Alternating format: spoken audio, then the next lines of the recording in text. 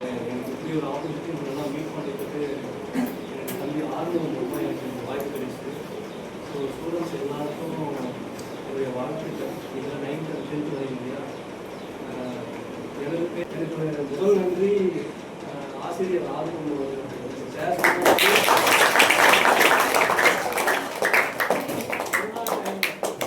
Corona பீரியடில் நானும் தம்பி ஆர்வமும் அந்த இயற்கையை தான் என்னை கனெக்ட் பண்ணிச்சு. தினந்தோறும் அன்னதானம் செஞ்சுட்டு இருந்தோம். அப்படி நாங்கள் கிராமமாக அன்னதானம் செய்ய ஆரம்பித்து இன்னைக்கு அந்த ரிலேஷன்ஷிப் இப்போ வரைக்கும் கண்டினியூ ஆகிட்டு இருக்கு. அவர் தான் ரெஃபர் பண்ணார். இப்போ இந்த ஸ்கூலில் நமக்கு நோட் புக் தேவைன்னு சொல்லி ரெஃபர் பண்ணார். என்னுடைய ஃப்ரெண்ட்ஸுங்கிட்ட சொன்னேன், இந்த லெட்டர்லாம் சேர் அனுப்பிச்சார், அதெல்லாம் பாஸ் பண்ணி உடனே அவங்க சொல்லியிருக்காங்க. அப்புறம் மதிப்புக்குரிய ரீமா மேடம் யாரும் ஊரே யாருக்கும் ஈகைன்னு ஒரு அறக்கட்டளை நடத்துகிறாங்க. தனி ஒரு மனிதர்.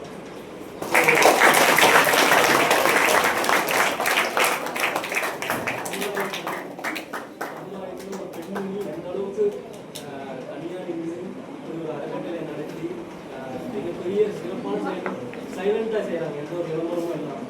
இப்போ அவங்களும் நம்ம நிகழ்ச்சிக்கு வந்தது நமக்கு கிடைச்ச ஒரு கௌரவம். சரிங்களா? அண்டு ஒரே ஒரு விஷயம் மட்டும் நான் சொல்லி முடிச்சிருந்தேன். நமக்குள்ள ஒவ்வொருத்தருக்கிட்டையும் ஒரு சிறப்பான விஷயங்கள் இருக்கும், டேலண்ட்.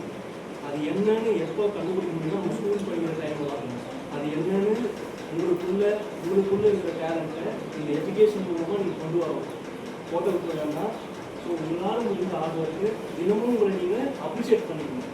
அதாவது நான் சிறப்பானவன், காலையில் எழுந்து நான் சிறப்பானவன், நான் சிறந்தவன், நான் சாதிக்க பிறந்தவன் அப்படின்னு உங்களுக்கு வந்து ஊக்கம் படிக்கணும். தினமும் படிக்க வரும்போது திரும்பவும் இந்த ஊக்கத்தெல்லாம் நோட் எழுதிக்குவாங்க. அதுவே உங்களுக்கு தன்னம்பிக்கை கொடுக்கும், மேலே கொண்டு வரும். ஸோ அனைத்து ஆசிரியர்களுக்கும் என்னுடைய சிறப்பான நன்றிகளும் வணக்கங்களும். ஒரு எல்லாரையும் சந்திச்சுதான் மிக்க மகிழ்ச்சி.